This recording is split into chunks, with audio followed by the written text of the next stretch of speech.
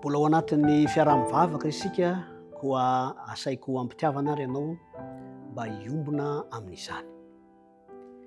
Raha tsara indrindra izay any an-danitro raha ny amin'ny alalan'i Jesosy Kristy.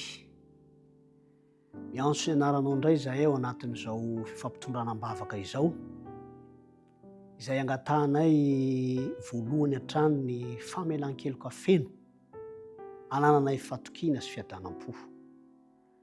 Namanay izay andalo fandidiana, satria tsy maintsy andalovana izany nefa matoky sy mino izay Tompo fa ianao mihitsy no hiasa amin'ny alalan'ny tanany ireo mpitsabo izay anao ny fandidiana.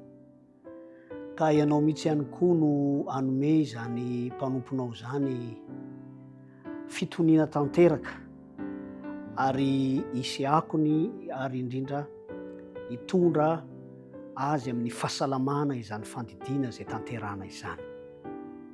Koa mino sy mahatoky izay Tompo fa tsy mahafoy ary tsy mahasaraka ny mpanomponao ianao, ho voninahitry ny anaranao izany ary mba ho fiadanam-po azy ihany koa. Anaran'i Jesosy Kristy. Amen.